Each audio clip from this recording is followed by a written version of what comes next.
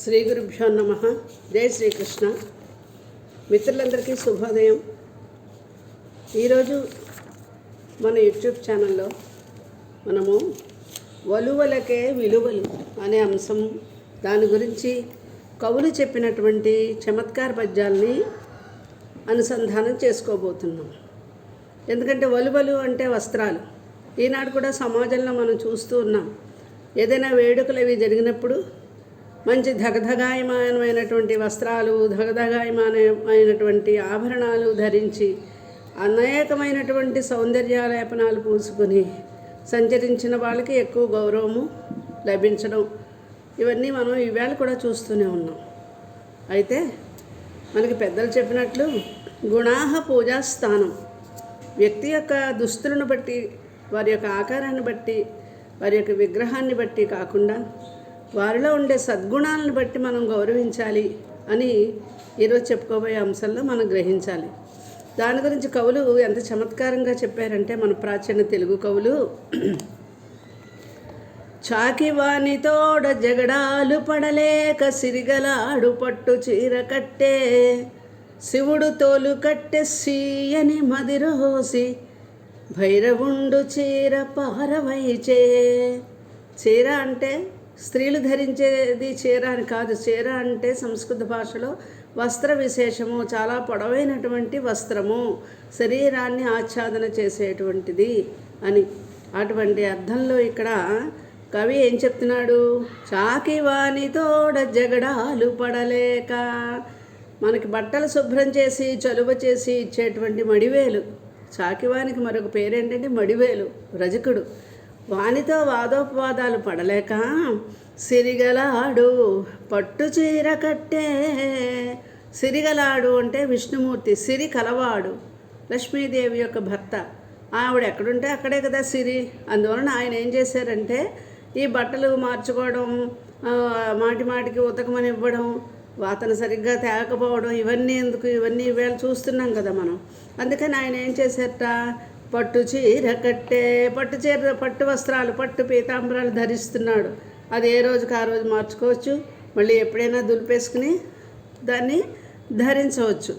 కానీ మరి శివుడు ఏం చేశాడండి? శివుడు తోలు కట్టే. శివుడు గజ చర్మాన్ని కట్టేసుకున్నాడు. ఈ బట్టల బాధ, ఉతకడం బాధ ఇవన్నీ లేకుండా గజ చర్మాన్ని కట్టుకున్నాడనమాట. మరి కాలభైరవుడు ఏం చేశాడంటే, చీయని మదిరోసి. చచ్చా ఏంటి ఈ బాధలన్నీ కూడాను, మనము మన వస్త్రాలు ఇమ్మని వాళ్ళని బతిమాల్చవలసి వస్తుంది మడివేలుని అని చెప్పి చీర పారవేసి దిగంబరుడైపోయాడట కాలభైరవుడు అని చమత్కారంగా చెప్పినటువంటి పద్యం అన్నమాట ఇది. కానీ ఇందులో ఎంతో అర్థం మనకు గోచరిస్తుంది కదా. ఎందుకంటే వలువలకు విలువలు హెచ్చు ఈ లోకంలో. ధరించేటువంటి బట్టల్ని బట్టి గౌరవం లభిస్తోంది ఈ లోకంలో అంటాడు మరొక కవి.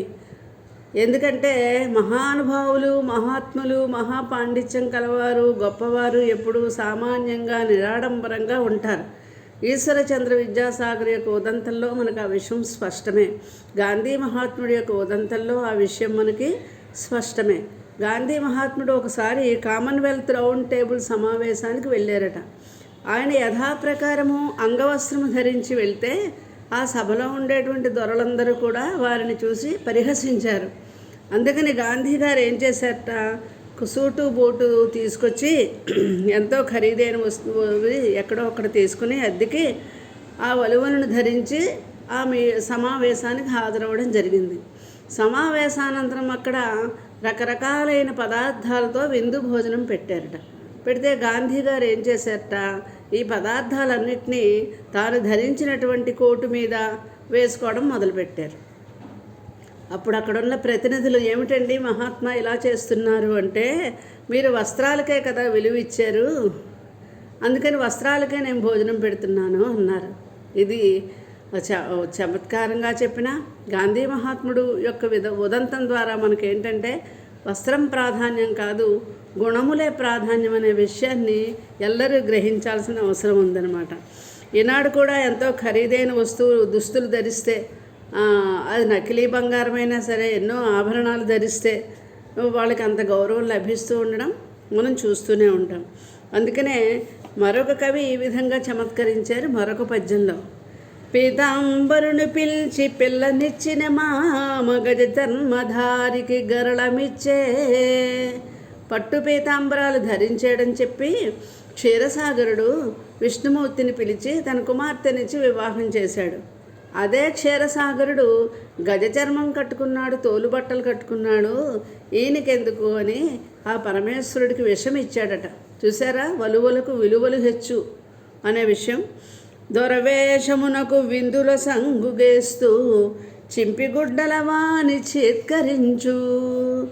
మంచి దొరల్లాగా మంచి సౌందర్యంగా తయారైపోయి విలువైన వస్తువులు అవి అద్దెకు తెచ్చుకున్నవో పక్కింటి వాళ్ళవో తెలియదు అలా ధరించి పై మెరుగులతో ఉంటే వాళ్ళకి ఎంతో గౌరవం ఇచ్చి విందు భోజనాలు పెడుతున్నారు.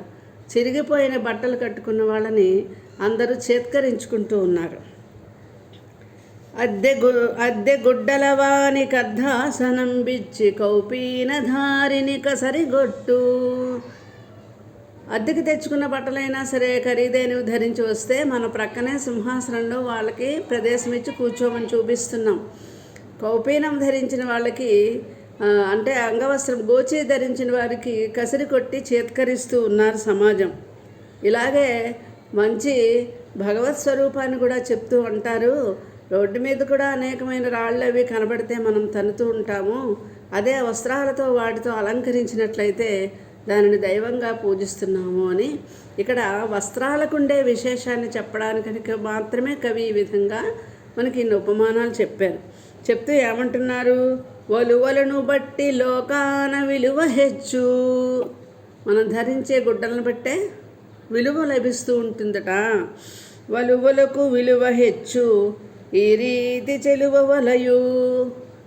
అందువలన మంచి ఖరీదైన అందమైన బట్టలు ధరిస్తాం. మనమేమనుకుంటామంటే పరిశుభ్రమైన బట్టలు ధరిస్తే చాలు అని అనుకుంటాం.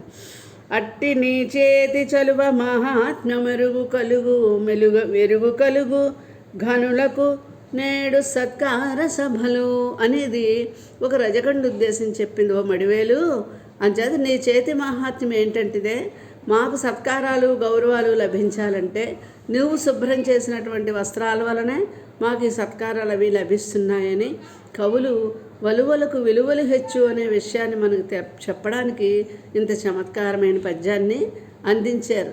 ఇదే తెలుగు సాహిత్యం యొక్క ప్రత్యేకత. స్వస్తి, ధన్యవాదాలు.